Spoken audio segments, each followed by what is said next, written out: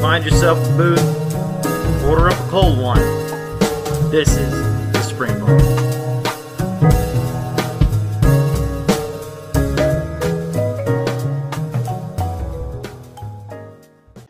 Hey everybody, welcome to the Springbar. Glad to have you here. I am Florida Mike, today with my co-host Joe and the OC KC. And as you can see, we have the return of Michael Benavente. How you all doing today?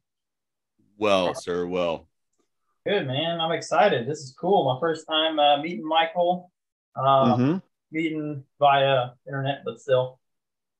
But I mean, to be honest, though, Casey, like you've been to the museum, and none of us have. So, like you and Michael have that in common. So, you're closer than I was in. I felt his presence there. You know, I felt his presence. I was like, this is where greatness lives. Across the hall. Nice to meet you, Casey, and thanks, guys, for having me back. I mean, I thought maybe after the first round I wouldn't be invited back, but come on, we're desperate. No. We're really desperate. So for those of you listening, if you're listening and watching and you don't know who Michael is, he was our episode 18 guest. He is the managing director of Bulova Watch Company, and he's he actually, Michael, you called me and said, hey, I want to come back. Let's play again. So here we are. We've got some exciting stuff to talk about. But first, we got to get through some wrist and drinks. So go ahead and start us off, Michael. What are you wearing? What you got in the glass? Okay. So today, of course, because we're speaking nice. State, I don't know if you see that. So it's the limited edition Lunar Pilot from last year. Okay. But what number is it? Actually, this is a sample, so it's 00. Oh, that number! Oh man, the best one. Yeah, that's the sample. One of the, so it's 00. They're all gone now. Good. Oh, that's fantastic. Oh wow, very cool. So that's the titanium and the gold. Yep, that's a titanium with the gold accents. Yeah, that's nice. I love titanium. It's so beautiful. It's such a well done piece. And yeah, that case back, the medallion on the case back it's a nice touch. It's a really nice touch. That was for the anniversary for those of you. It was 50 years. Awesome. Last year. So I love this watch. It's really super comfortable to wear. The strap's really nice, and it's just one of our best watches that we probably made in the last few years last year. So proud to wear it. And then in terms of, let me just get it back on. In terms of beverage, today is Casamigos. Oh. Rocks with a little orange in there. So fantastic choices. Good for you. It's going to be a great episode. Yes. Very good. All right. Who's next? KC, what you got? All right, so we'll start off with what I'm wearing, which I think everyone can already guess. It's the Breitling Aerospace on the Van Halen strap. It's not actually like branded Van Halen. It's just reminded me of one of their album covers. That's a cool strap for that, actually. I saw the photo you posted. That's pretty neat. I have a Jack and Coke in my engineer pint glass, and I got to shout out a gentleman who I connected with recently. He's a field grade officer in the Marine Corps, and that is 123 Mark Time Leatherneck over there. Super cool guy. He's also a fellow, this time military engineer. He's not really an engineer soldier because they don't call themselves soldiers. I think they call themselves Marines or something like that. But yeah, really cool guy, and here's to him.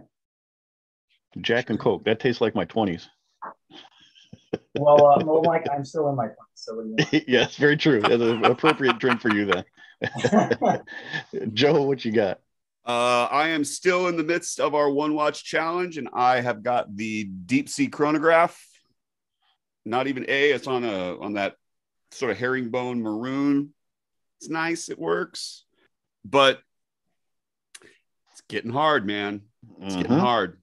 It's been one watch. It's been 2 weeks. It's a thing, and to celebrate our successes, I have a little champagne going on because So I gave up on the one watch challenge very early on. Yes, so you did. I am not bound by restrictions like the two of you are. However, I'm wearing my Lunar Pilot. I'm wearing my Lunar Pilot with the white Barton silicone strap that came from KC because it gives a great NASA spacesuit vibe to it. Yeah. It really does. Really That looks amazing. That really it's looks fantastic. great. And it's real comfortable too. I really like this strap. This was a good. Is there a color lining inside of that strap? Yeah, it's black on the inside. Let me pop it off real quick. Oh, that's a good job, KC, on that find. It was. He revealed that, and we're like, oh, that's really cool. Yeah. It's neat. I like it. So yeah, black inside, white, so it matches the black and the white dial perfectly. Yeah, it's fantastic. Very nice. So let's talk about what our topic is. What are we talking about? What's on tap? Well, the last time, Michael, you were here, you told us that you would come back, and when you did, you would have some surprise treats for us. And here you are, sitting with us, living up to that promise. We're talking space watches today, and in particular, the new Lunar Pilot in the correct sizing, and a new colorway too. In the original size. The original size, yeah.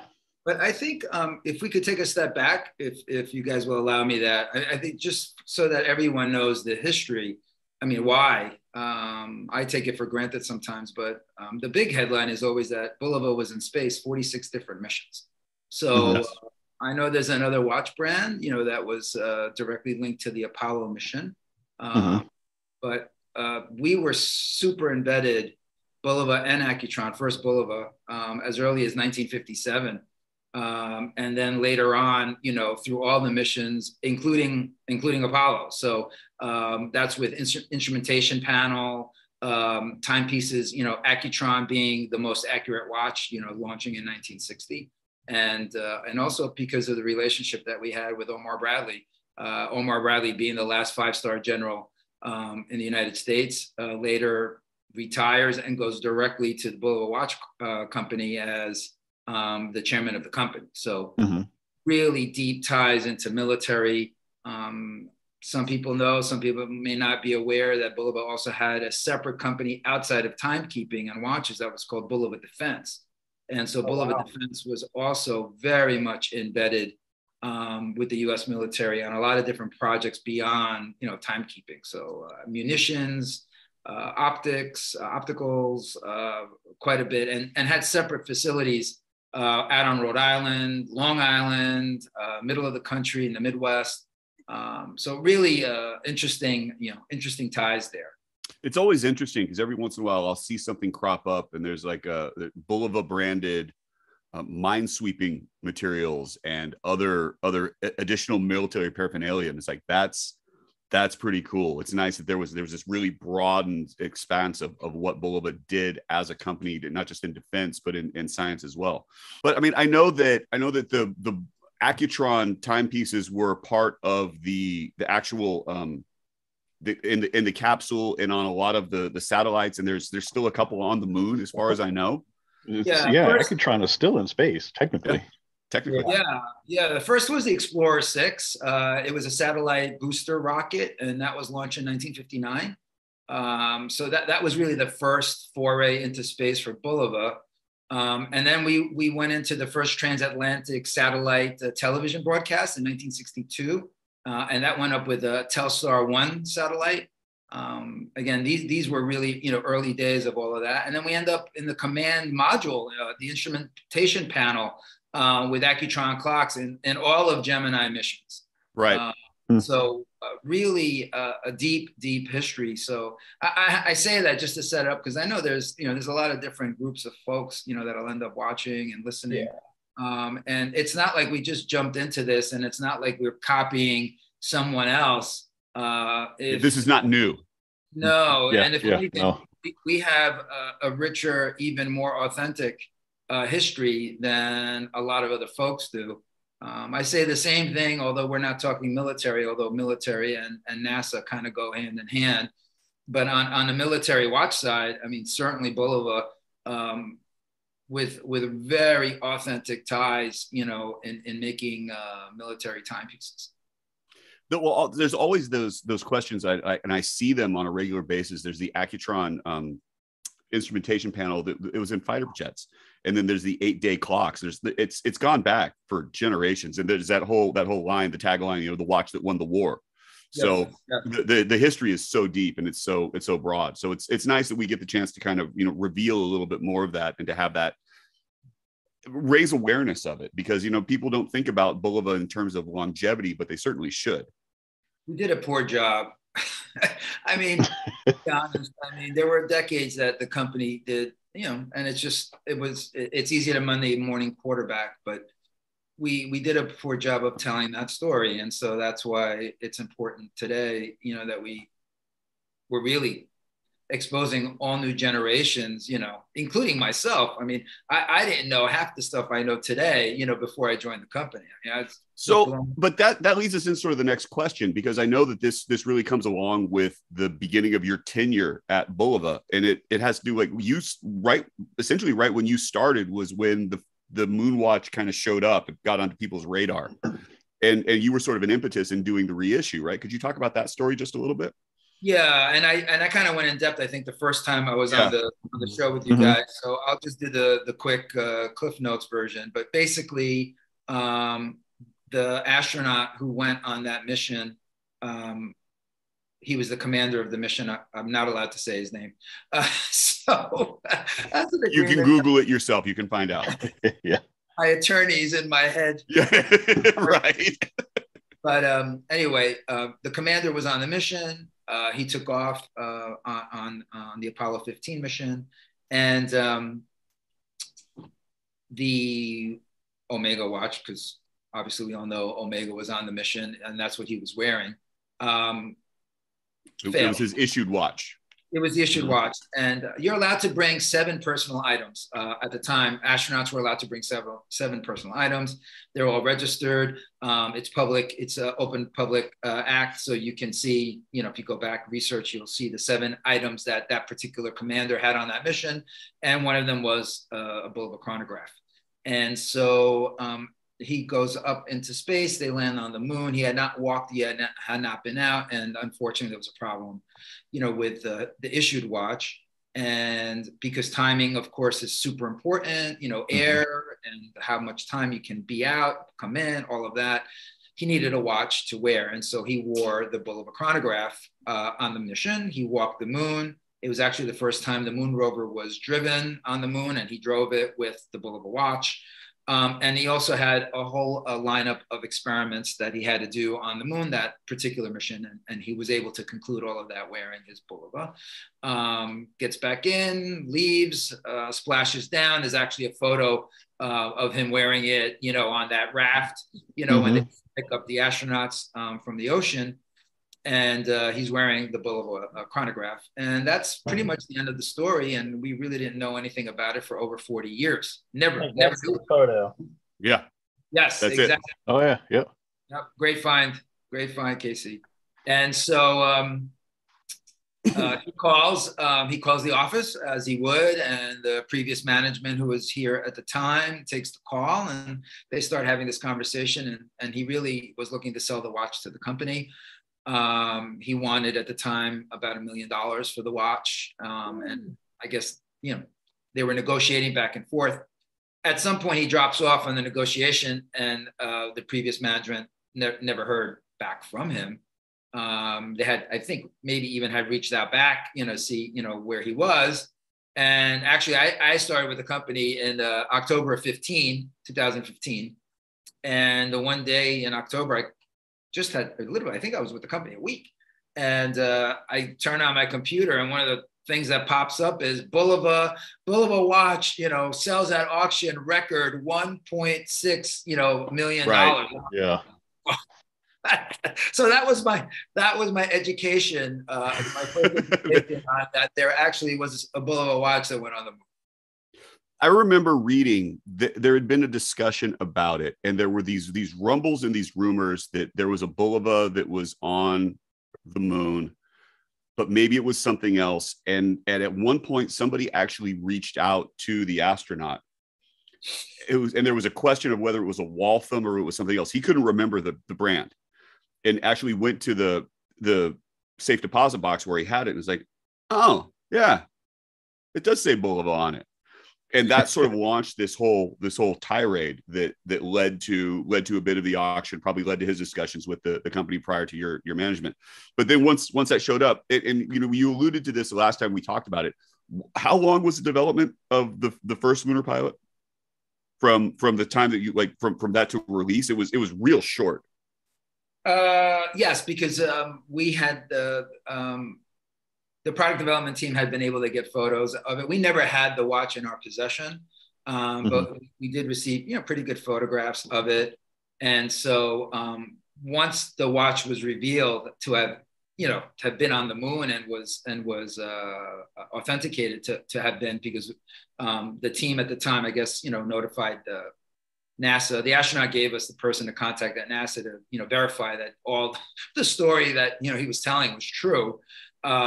Then they went into sketching and, quickly made some prototypes so that, it could come out at some point. So I would say it was probably maybe a year from beginning to end that's so phenomenal in terms of how the turnaround works.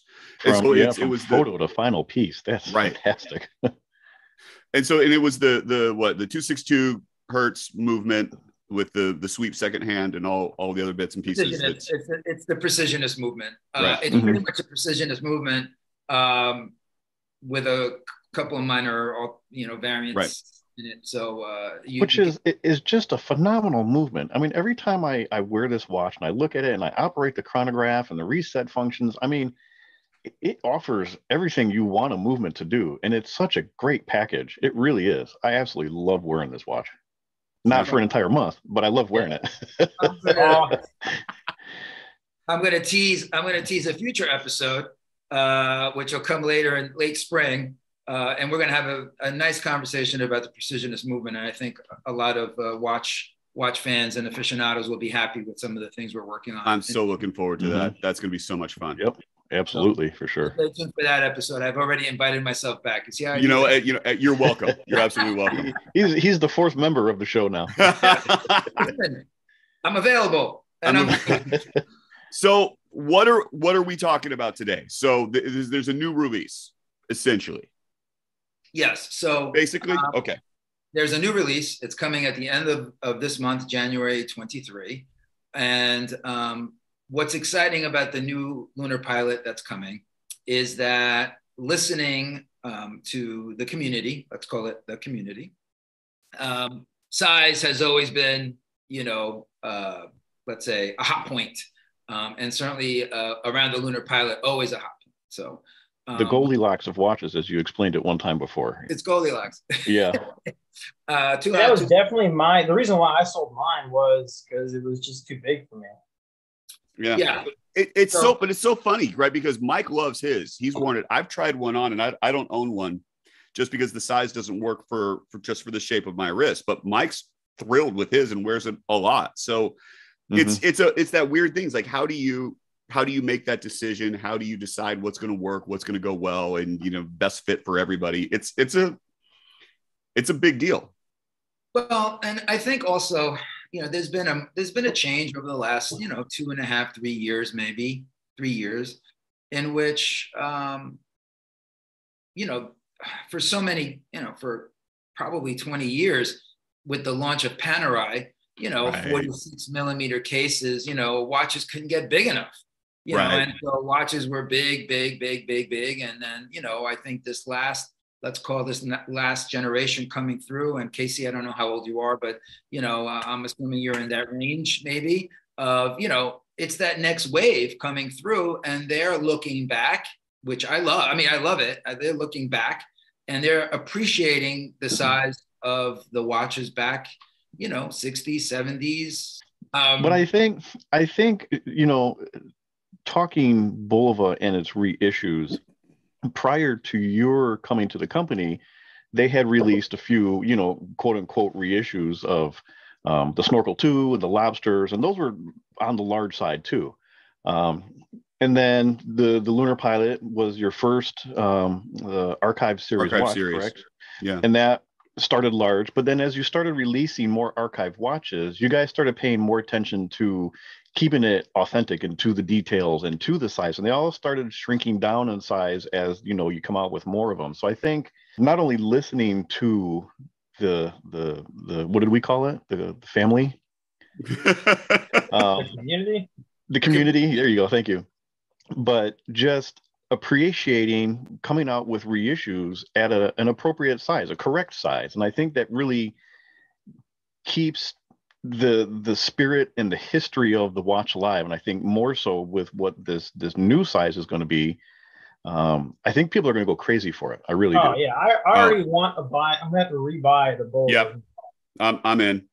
So the new size is the original size of the original watch, which was 43 millimeters. So that is the new size that's coming out. We are still using, the high precision quartz movement that Joseph, you just discussed before. So I think everybody will be happy with that. We're introducing a new bracelet. So we haven't had this bracelet on Lunar Pilot before. Oh, which is fantastic looking. It does look great. It really does. It's a really hot bracelet. And this time around, you're going to get a bracelet and a strap. And both items will have an built-in easy release mechanism on the back. So you'll just squeeze the back of the Springbar and it'll come easy. And it's sapphire crystal. It has all of the feature benefits, of all the previous. And then I think the good news is for people like Mike who enjoy, the Lunar Pilot in the size that it's currently been offered in, we'll continue with that. So now we'll have sizes also. So that's cool. It's not a replacement of the first version. No. Okay. Which is great. I mean, that's what, the whole Speedmaster reduced versus the professional. Right. Like, I was really happy that I could buy a reduced for myself.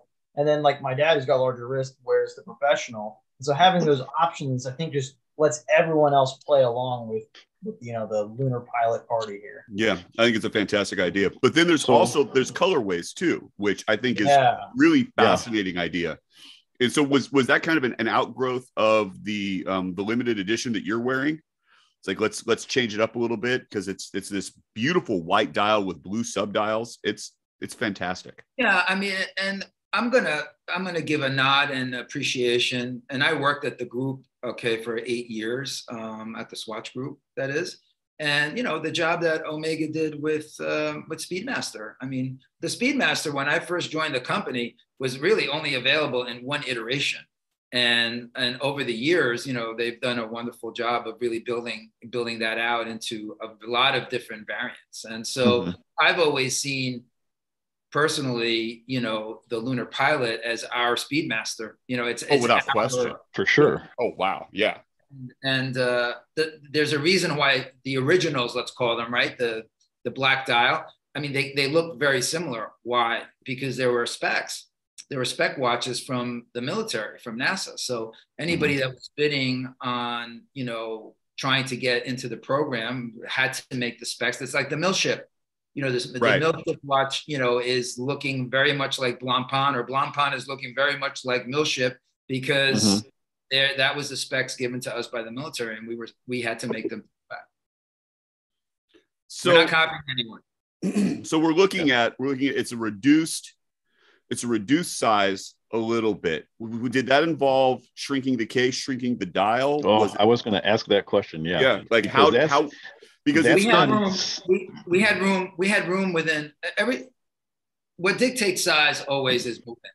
It's the movement that dictates size. And so luckily we shrunk it down pretty much there was not much room left to shrink down from the movement that we're using. So, but that's because when you look at it, so referring to the Speedy and the Speedy Reduced, if you look at those two dials, you can tell the subdials are in two very different locations because, essentially the same movement, if you will, but they're shrinking the watch down overall. So it causes the proportions to go out.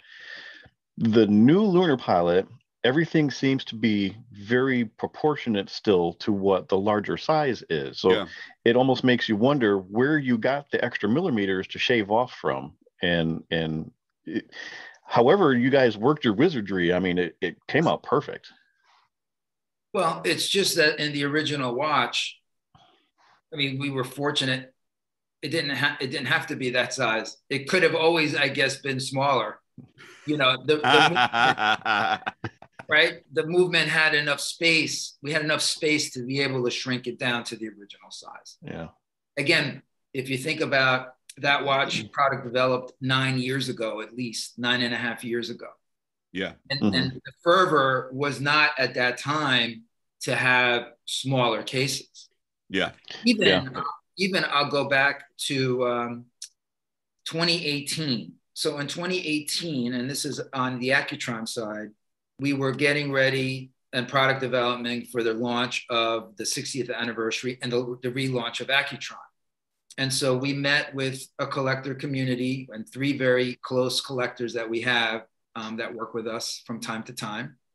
And we were talking about what I always reference to it as the greatest hits.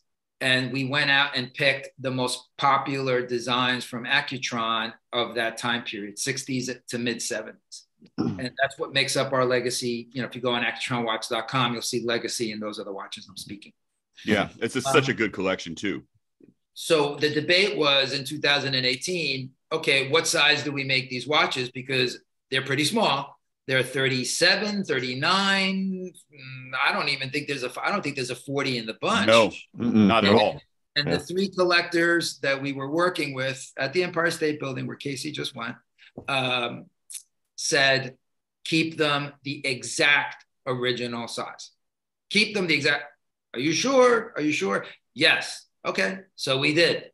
We launched during COVID in spring of 2020. And then people start complaining that the watches are too small. So, and funny enough, though, I think we're a little bit ahead of our time now, which is 3 years later, just about.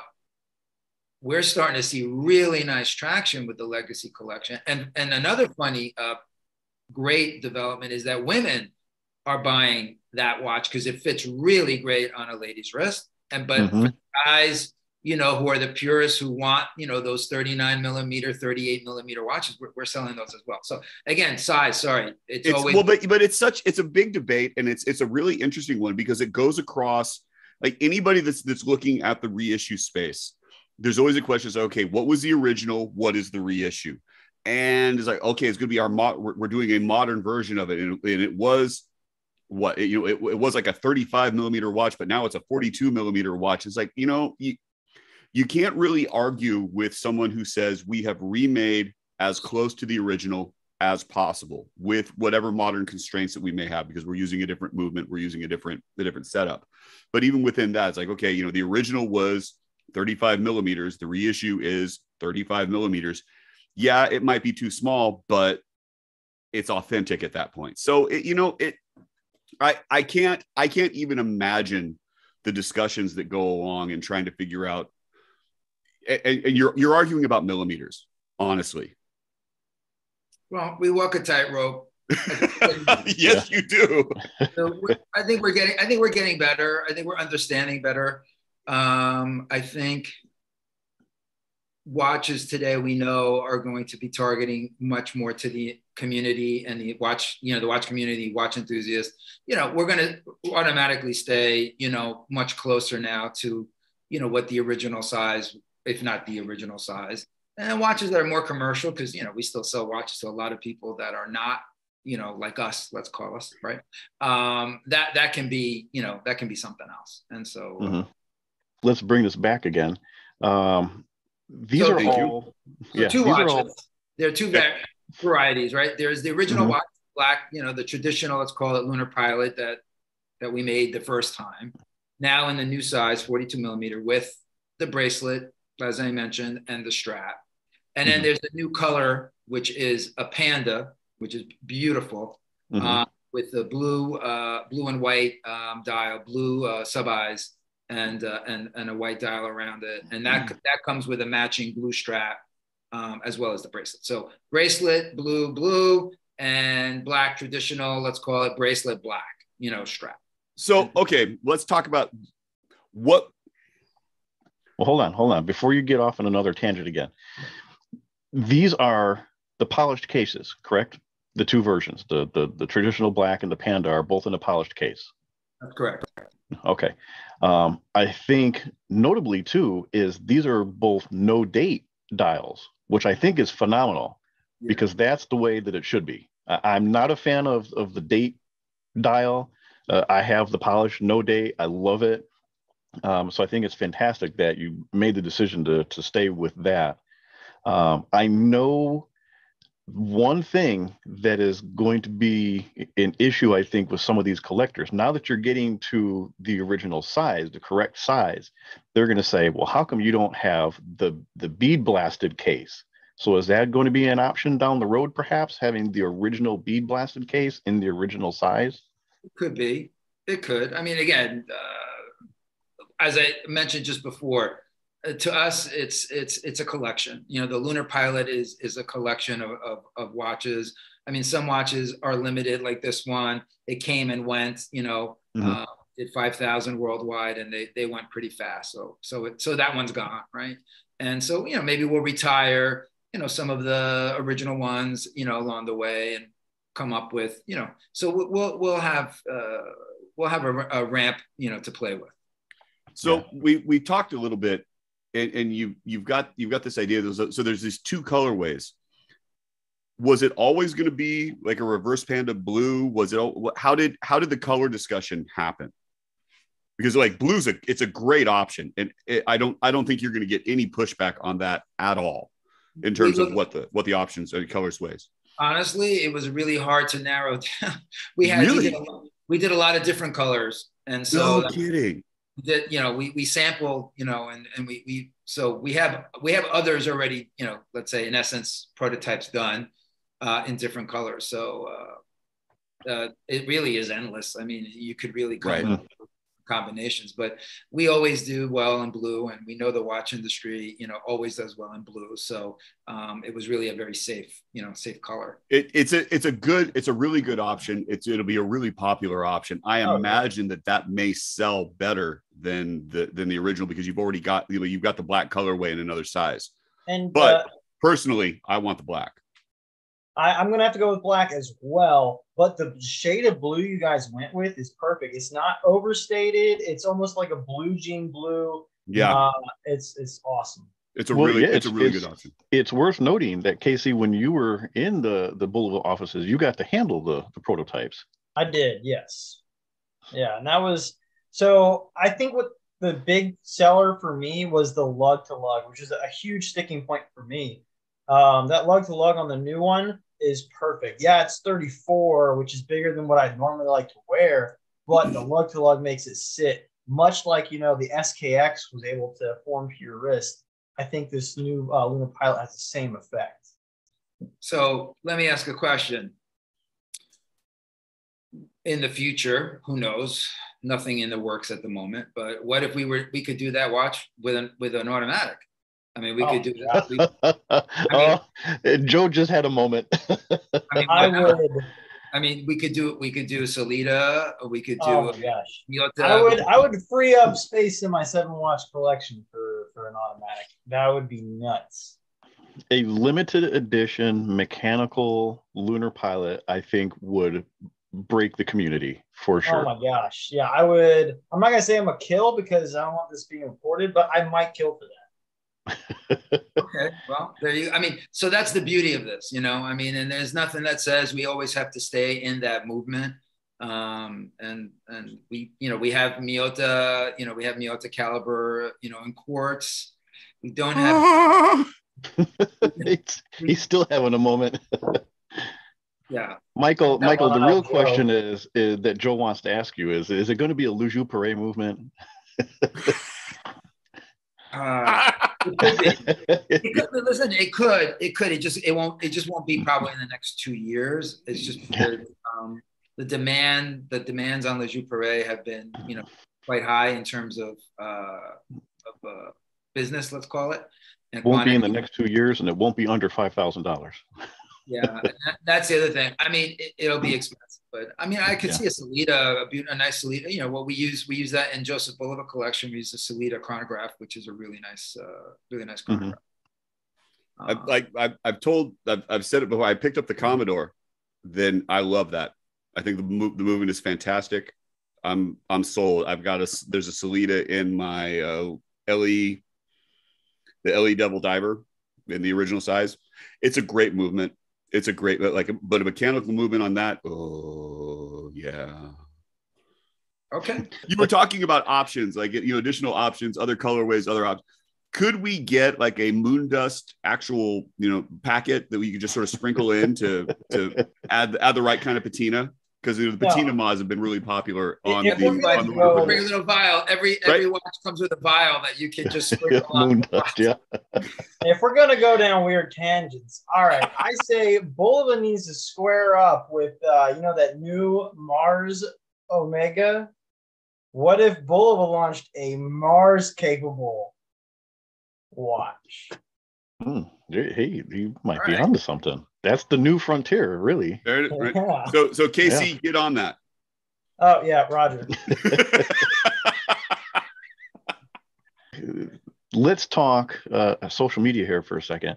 So, Not So Speedy Tuesday is a hashtag that has starting to surface recently with the Lunar Pilot, trying to generate some buzz around the Lunar Pilot with this new release. I know I've used it. Some other people have used it. If you're listening and you have a Lunar Pilot, you should start using it on Tuesdays to compete with the other moon watch.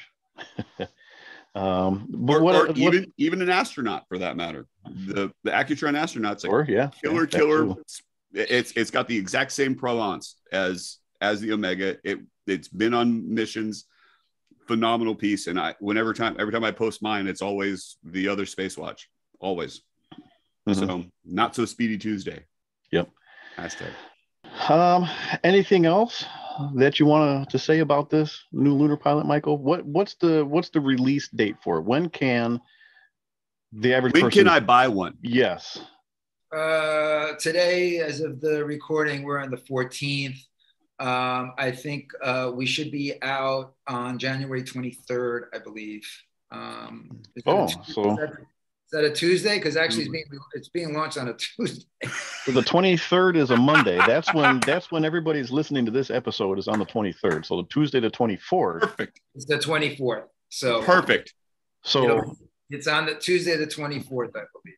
Tuesday the 24th. So tomorrow, for all of you that are listening and watching. If you're listening and watching on a Monday, for those of you who are late to the show, then you've already missed it. It's out. Yep, it's out. Go to our channel. You can get the code, and we'll hook you up. So, I'll tell you what, this is gonna put a ding. So I'm trying to save up for that Tudor Submariner. This is gonna hurt. It's gonna be a problem. It's a problem. And what is it? Speaking of price, what is it retailing for? $895. $895. So $895. You're getting the watch. You're getting the bracelet. You're getting the strap. I'm assuming it comes in the nice wooden Bulova box as well. That's correct. Yep. All right. Oh, it's gonna be a great package, man. That's so good. Whole enchilada. Yeah. So, Mike, the Bulova Lunar Pilot is not the only moon story this year and this month. So I don't know if you want to talk about or if we should allude to the other watch. Well, there is another watch. So for everybody listening, we're going to wrap this episode up. This is part 1 of 2. There is another watch, Michael, that you're here to talk about, but we can't talk about it just yet. We got to wait a few more days before we can release all this information on this next watch. Can we say that it's space themed? Yes, we can. A space themed watch. Astronaut. Arrest that man. Arrest him immediately. So there is a part 2 coming up in just a few days. So that's why this episode is a little shorter than usual. The 28th, which I don't have a calendar up. What are we looking at? What are we looking at? 28th, Saturday the 28th. We'll release part 2 for you guys. It's only 5 days. And if you're a late listener, you only have to listen the difference between when you're listening and 28th. And if it's past the 28th, listen to part 2 after this one. So yeah, there you go. We'll be back in just a few days with part 2 for the new special space watch release. I do want to say one more thing. Michael, I do have you to thank because you've worked with us. We appreciate the relationship that we have with Bulova, and being able to just talk very frank with you about a lot of things. You have offered us to become part of the Bulova family by way of becoming brand affiliates. As of this recording, we are now brand affiliates of Citizen Watch, Bulova Watch, and we are going to be working on Accutron as well. And what that means is you can support us as a show. We have links that are in our show bio. Very specific. It says, click here for your next Bulova Watch purchase, click here for your next Citizen Watch purchase, and soon it'll say, click here for your next Accutron purchase. If you click on those links, anything you buy off of either one of those sites gives us credit. And we get to reap a little bit of the benefits of the watch sales, and it just helps us to continue to put out these episodes, because whether you know it or not, hosting a podcast is not free. For the last year, it's come out of our own pockets, paying for space and programs and editing software and things like that. Drinks, yeah. We have to buy our own alcohol. It's hard, man. It's hard. That's terrible. Right? So the more that you guys go to our site, and the more you click on the links, and the more you buy from Bulova, Citizen, or Accutron, not only are you doing yourself a favor by getting a fantastic timepiece, but you're helping us out. And the more you buy, the more cool stuff we get to do. Again, Michael, thank you for allowing us this opportunity to be part of the Bulova Watch family. We genuinely appreciate it. And as always, we love having you on. Always. Looking forward to talking part 2. Space watches. Yep. Other space watches, part 2 coming up. So for right now, until the next episode, cheers. Cheers, guys. Thank you. Thanks for having me. Appreciate it very much.